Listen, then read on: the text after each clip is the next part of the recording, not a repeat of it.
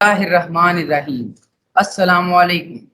چمن سے کوہساروں سے کھنکتی آبشاروں سے، درختوں کی قطاروں سے مہکتے ریگزاروں سے، جمال احمد مرسل عیا ہے سب نظاروں سے، وقار انبیاء وہ ہیں فقط خیر الورا وہ ہیں، کرم کی ابتدا وہ ہیں کرم کی انتہا وہ ہیں، ساقی کوثر صاحب الاولاق نبی آخر الزمان صلی اللہ علیہ وسلم پر کروڑوں درود و سلام۔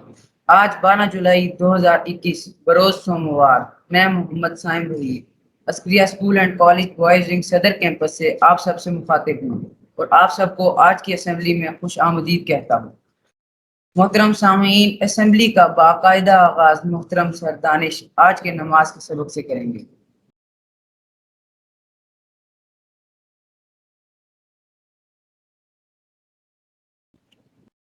السلام علیکم ورحمۃ اللہ وبرکاتہ۔ میرے ساتھ نماز کا سبق دہرائیے۔ رب جعلنی، یا رب مجھے بنا دیجئے، مقیم الصلاۃ، نماز قائم کرنے والا، ومن ذریتی، اور میری اولاد میں سے نماز قائم کرنے والے،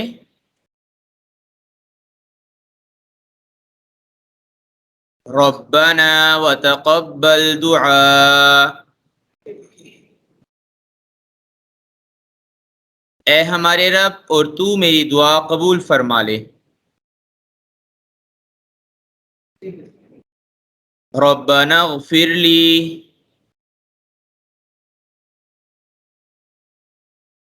اے ہمارے رب مجھے بخش دے، وَلِوَالِدَيَّ، اور میرے والدین کو بخش دے،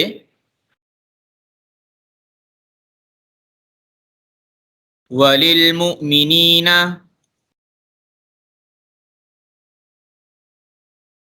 اور سب مومنوں کو بھی بخش دے،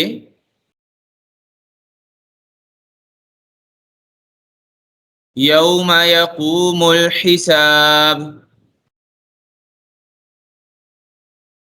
جس دن حساب قائم ہوگا۔ ربنا، اے ہمارے رب، آتنا،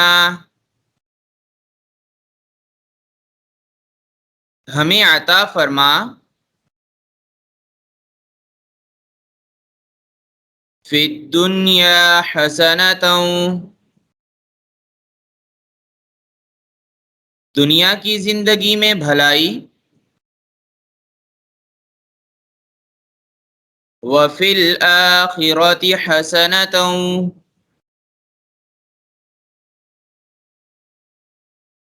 اور آخرت کی زندگی میں بھلائی، وقنا عذاب النار،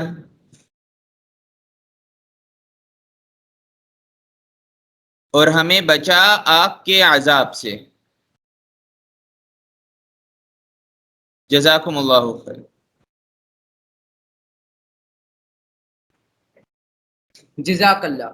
قرآن مجید جو تفسیر فطرت کے دروازے کھولتا اور عمل کا پیغام دیتا ہے، جو مکمل دستور حیات ہے، ترجمہ قرآن پاک کو سمجھنے کے لیے میں جناب سر ادریس سے درخواست گزار ہوں۔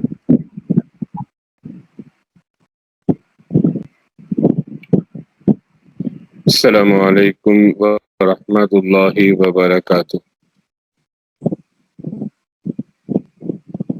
اعوذ باللہ من الشیطان الرجیم، بسم اللہ الرحمن الرحیم۔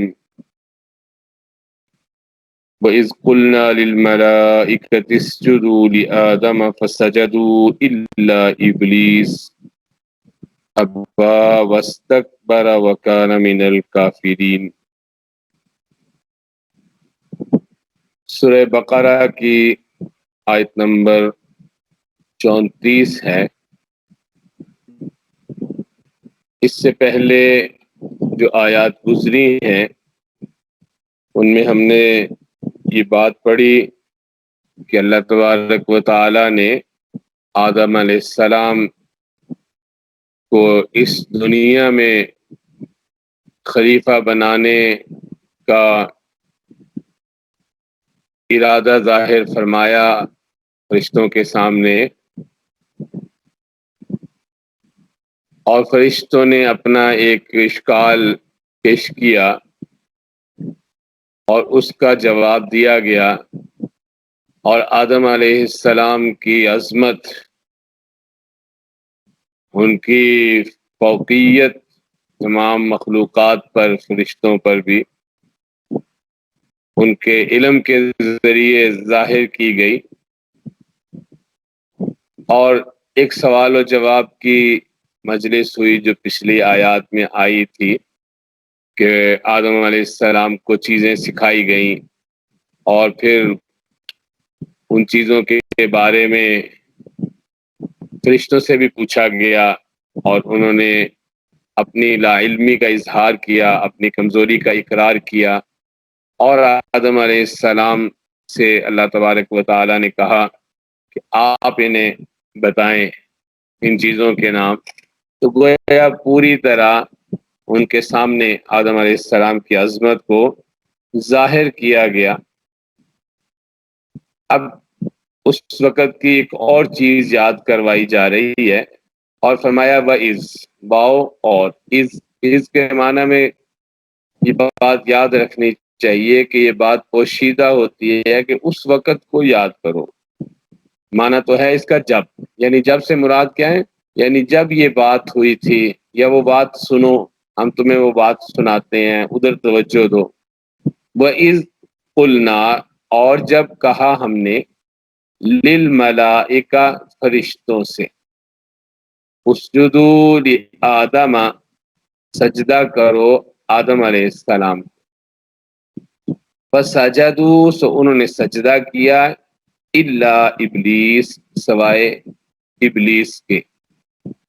ابلیس کے لفظی معنی تو مایوسی کے ہیں، یہ نام بن گیا، عزازیل اصل میں اس کا نام تھا شیطان کا، اور چونکہ یہ اللہ کی رحمت سے دور ہوا، مایوس ہوا، جنت سے مایوس ہو گیا، اور اسی طرح اللہ کے مخلص بندوں کو گمراہ کرنے سے، یعنی ان کو اللہ کی راہ سے ہٹانے سے مایوس ہوا۔ آگے قرآن پاک میں ایک جگہ یہ بات آئے گی، انشاءاللہ وہاں اس کی تفصیل بھی عرض کریں گے۔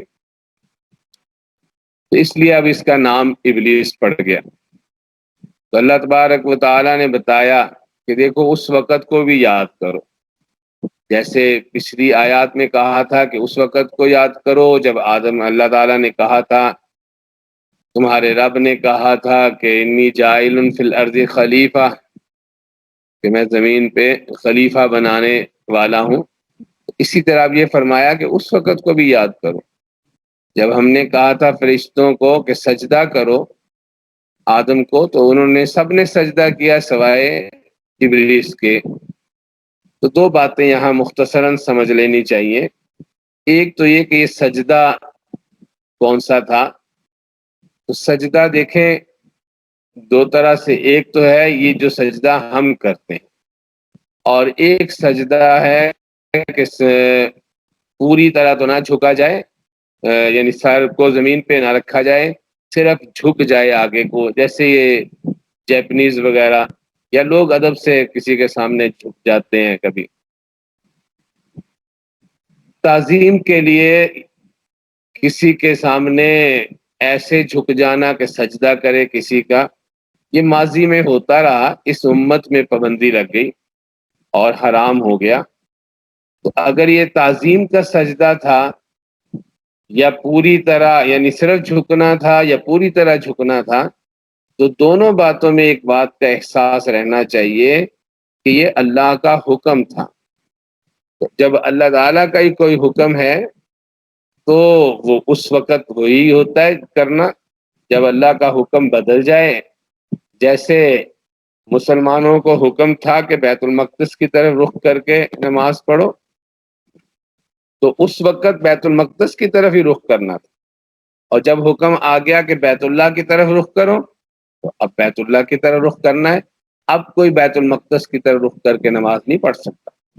تو اللہ کا اس وقت حکم تھا کہ آدم علیہ السلام کو سجدہ کرو. اب اگر تو یہ تعظیم کے لیے تھا آدم علیہ السلام کی، یا اس ذات کی تعظیم جس نے انہیں پیدا کیا ہے. یعنی انہیں مفسرین کی ایک رائے یہ بھی ہے کہ انہیں بطور قبلہ، جیسے آج ہم بیت اللہ کو سجدہ نہیں کرتے، اصل میں سجدہ تو ہم اللہ کو کرتے ہیں، رخ بیت اللہ کی طرف کرتے ہیں. تو گویا انہیں رخ متعین کرو، یا انہیں دیکھ کے تمہیں اللہ کی عظمت تمہارے دل میں آ جانی چاہیے اور تم اللہ کو سجدہ کرو.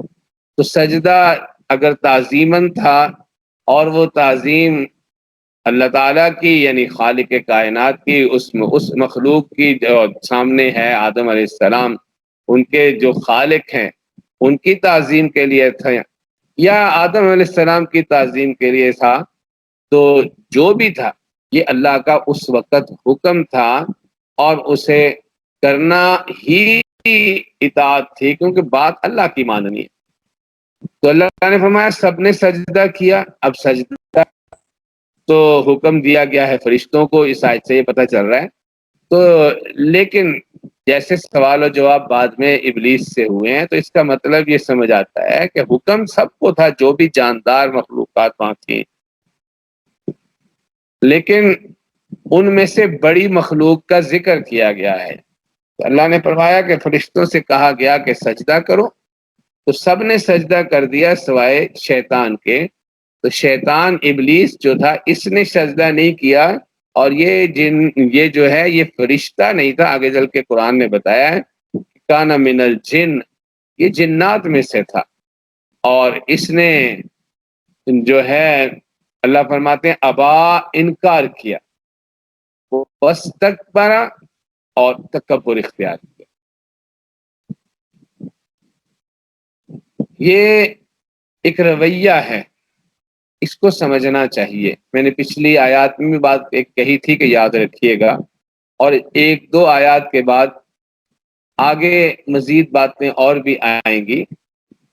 اور پھر آگے چل کے جہاں خاص طور پہ آدم علیہ السلام کا واقعہ ایک مرتبہ پھر سورہ اعراف میں آئے گا، وہاں بہت واضح طور پہ ایک رویہ ہمارے بڑے یعنی جہاں سے انسانیت چلی ہمارے باپ آدم علیہ السلام کا ہے، وہ بھی توجہ سے اسے پڑھنا چاہیے، سیکھنا چاہیے.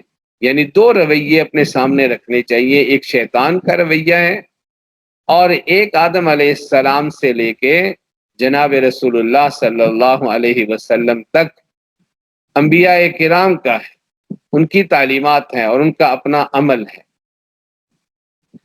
شیطان نے کیا کیا؟ انکار کیا.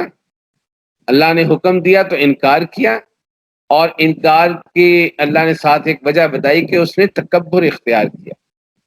ہمارے پاس جو تاریخ ہے اس سے پہلے کی تو کوئی تاریخ نہیں ہے. قرآن یہ بتا رہا ہے کہ آدم علیہ السلام سے بات شروع کی قرآن نے. تو اب ان سے پہلے جو مخلوقات زمین پہ تھی ان کی کوئی تاریخ ہمارے پاس نہیں ہے کہ وہ کیا تھی، کیسے تھی، کیسے کیا کرتی تھی. لیکن جو تاریخ ہے اس میں سب سے پہلا گناہ جو مل رہا ہے وہ یہی ہے تکبر کرنا، یعنی اپنے آپ کو بڑا سمجھنا. میں نے اس دن جو آیت کہی تھی کہ آپ غور کریں کہ فرشتوں نے فوراً جب غلط کچھ معاملہ پیش آیا ہے تو فوراً اپنی عاجزی کا اظہار کیا ہے. یہ بڑائی بس صرف اللہ کی ذات کے لیے ہے. اسی لیے حدیث میں آتا ہے کہ الکبر ردائی، یہ جو بڑائی ہے نا یہ میری چادر ہے، جو اسے چھیننے کی کوشش کرے گا جہنم میں جھونک دو. یہ اس بدبخت نے کام کیا کہ اس نے تکبر اختیار کیا ہے. اس کے برعکس انبیاء کرام کی تعلیمات اس میں عاجزی ملے گی، انکساری ملے گی. تواضع ملے گی۔ تو اس نے کیا کیا؟ تکبر اختیار کیا۔ اللہ فرماتے ہیں اس نے انکار کیا اور تکبر اختیار کیا، اور پھر ہوا کیا؟ وَكَانَ مِنَ الْكَافِرِينَ، وہ کافروں میں سے ہو گیا۔ اللہ تعالی ہم سب کو سمجھنے کی اور اس کی اطاعت کرنے اور اس جیسی حرکتیں کرنے سے بچنے کی توفیق عنایت فرمائے۔ انشاءاللہ کچھ مزید باتیں اس آیت کے بارے میں آئندہ آپ سے عرض کریں گے۔ السلام علیکم ورحمۃ اللہ وبرکاتہ۔ جزاک اللہ۔ آج کے پیغام کے لیے میں جماعت نہم کے طالب علم حافظ عبد المعیز کو دعوت دوں گا۔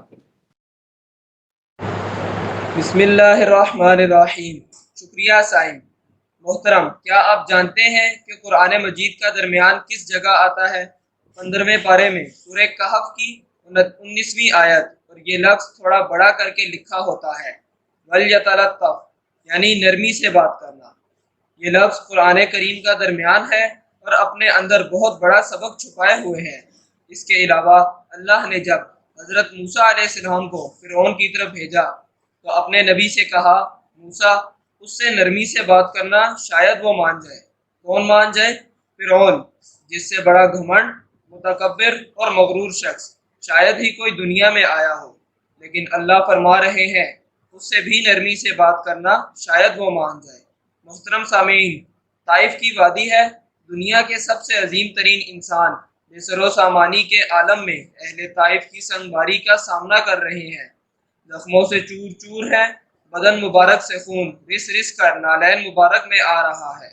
اہل طائف ہیں کہ سنگ باری کیے جاتے ہیں، پھر بھی وجہ تخلیق کائنات کی پیشانی پر ایک شکن تک نہیں، نہ لب پہ کوئی شکوہ ہے، نہ زبان پر سخت بات۔ اسی ہستی کے صدقے آج کروڑوں مسلمانوں کو ایمان کی نعمت میسر ہے۔ ذرا اپنا محاسبہ کیجئے کہ ہم کس مقام پر کھڑے ہیں، معیار مطلوب سے کتنا قریب اور کتنا دور۔ بہترین مسلمان وہ ہے جس کے ہاتھ اور زبان سے دوسرا مسلمان محفوظ رہے، لیکن آج کے مسلمان کی زبان سے دوسرے مسلمان تکلیف اٹھاتے ہیں۔ بد زبانی، گالی گلوچ، زبان ہے تو زہر اگلتی ہے۔ خدارا اپنے اندر نرمی پیدا کریں اور اس حقیقت کو سمجھیں کہ نرمی اور عاجزی سے بات کرنا کمزوری یا بے وقوفی کی علامت نہیں، بلکہ یہ رشتوں کا تقدس ہے۔ تیرے حسن خلق کی ایک رمق میری زندگی میں نہ مل سکی، تیرے حسن خلق کی ایک رمق میری زندگی میں نہ مل سکی، میں اسی میں خوش ہوں کہ شہر کے در و بام کو سجا دیا۔ تھوڑا کہے کو بہت سمجھیے گا۔ شکریہ۔ شکریہ عبد المعیز۔ میرے عزیز، آخر میں آپ سے یہی کہوں گا کہ اپنوں کو وقت دیں، مشکل وقت نہ دیں۔ قبروں پر فاتحہ پڑھنے سے پہلے ایک دوسرے کو معاف کر دیں۔ زندگی بڑی مختصر ہے۔ اللہ رب العزت ہم سب کو آسانیاں تقسیم کرنے کی توفیق دے، آمین۔ آپ سب کی سماعتوں کا بے حد شکریہ۔ مجھے محمد سائم Waheed boys wing Saddar campus سے اجازت دیجیے۔ اللہ حافظ۔